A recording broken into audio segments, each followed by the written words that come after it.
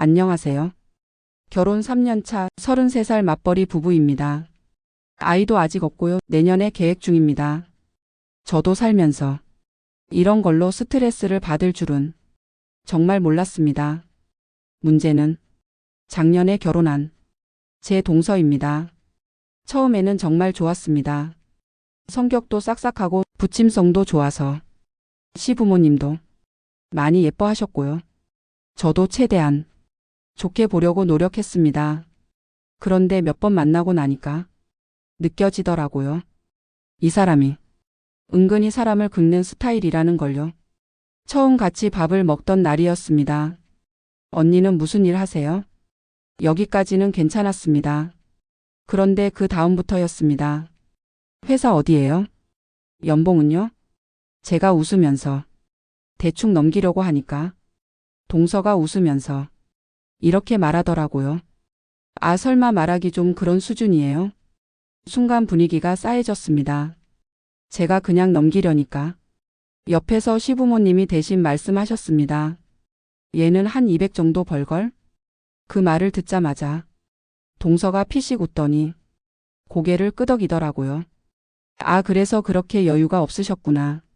그러더니 저를 위아래로 한번 훑어보고는 요즘 200 벌면 혼자 살아도 빠듯하지 않아요?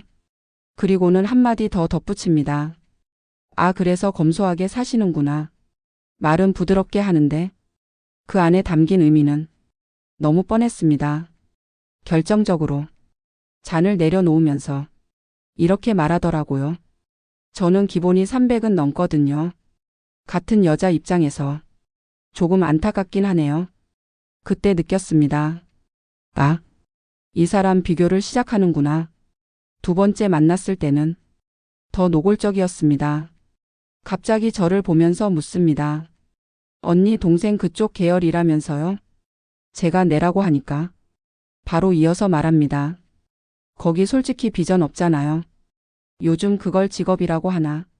웃으면서 말하는데 그게 더 기분 나쁘더라고요. 그리고 또 덧붙입니다. 이쪽은요, 아무나 못 들어와요. 머리도 머리인데 집안도 좀 받쳐줘야 되고요. 그러면서 저를 보면서 말합니다. 언니는 조금 힘들었을 것 같아요. 그 이후로는 만날 때마다 비슷했습니다. 제 집에 와서도 TV, 냉장고, 세탁기까지 이거 어디 거예요? 얼마예요? 하나하나 다 물어보더니 나중에 동서 집 가보니까 똑같은 브랜드에 한 단계 더 비싼 걸로 다 맞춰놨더라고요. 그리고 밥 먹을 때마다 꼭 카드를 먼저 내밉니다.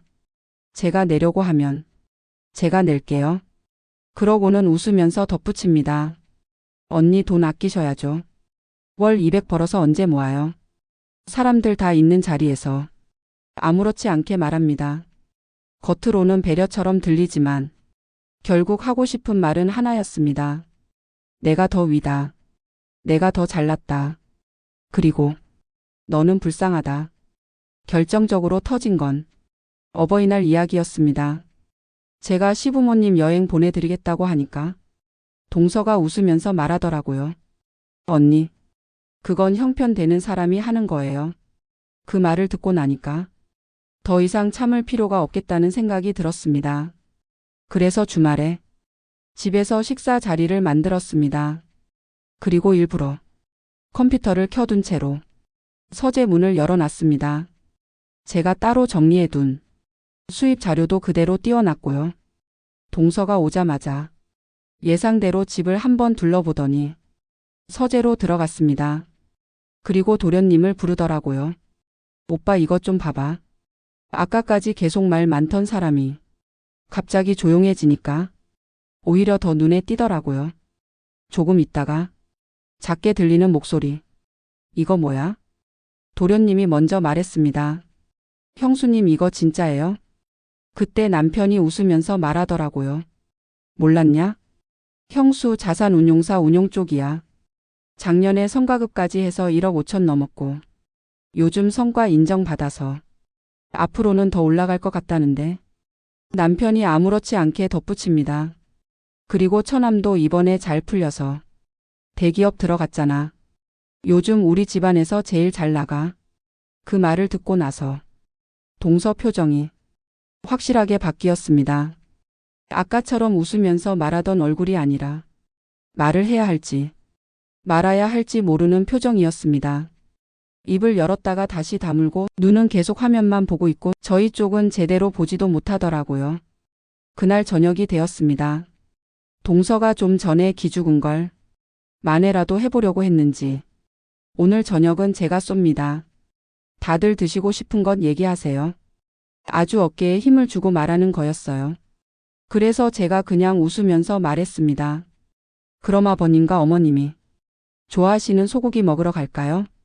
이 동네에서 제일 비싼 한우집 있는데.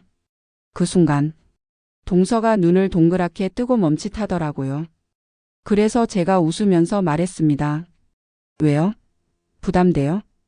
아니면 그냥 편하게 싼 데 가도 괜찮아요. 그러니까 동서가 바로 웃으면서 말하더라고요. 어머, 부담되기는요. 제가 그 정도도 못 쓰는 줄 아세요? 결국 제가 말한 그 집으로 시댁 식구들 모두 갔습니다. 막상 자리 잡고 앉아서 주문을 하는데 동서 표정이 아주 그냥 노랗게 되어 있더라고요. 메뉴판을 보면서도 눈이 계속 가격 쪽에만 가 있고 고기 굽는 동안에도 대화에는 제대로 못 끼고 계속 계산하면서 걱정하는 표정이었습니다.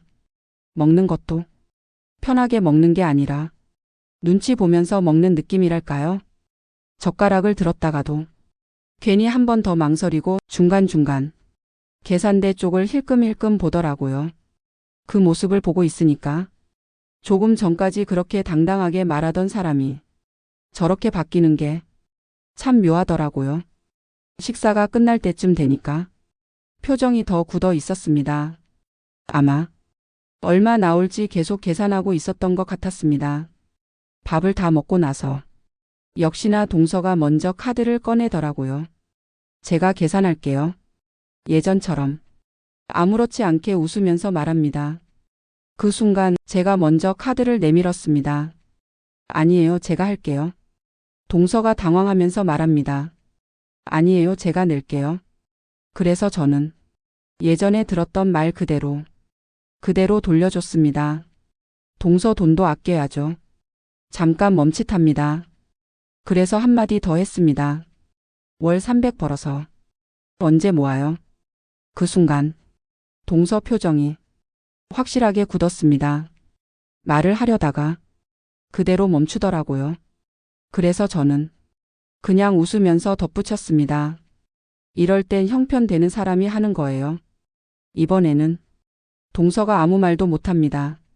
손에 들고 있던 카드도 그대로 내려놓고 그냥 가만히 서 있더라고요. 그래서 저는 계산을 하고 나왔습니다. 그날 이후로는요. 신기하게도 돈 얘기, 회사 얘기 단 한 번도 먼저 꺼내지 않습니다. 사소한 일이라고 생각할 수도 있지만 이런 일들이 반복되면 사람이 정말 많이 지치더라고요. 저도 처음에는 좋게 넘어가려고 했습니다. 괜히 분위기 망치기 싫어서 가족이니까 참고 넘어가자고 생각했거든요. 그렇다고 해서 제가 이겼다고 생각하지는 않습니다. 다만 이제는 불필요한 비교나 괜히 기분 상하는 말을 더 이상 듣지 않아도 된다는 것만으로도 마음이 한결 편해졌습니다. 앞으로는 동서와도 굳이 애써 맞추려고 하기보다는 서로 불편하지 않은 선에서 편하게 지내려고 합니다. 참는 것만이 능사가 아님을 알았기에 앞으로는 제 목소리를 잃지 않으면서 당당하게 선을 지키며 지내보려 합니다. 긴 사연 들어주셔서 감사합니다.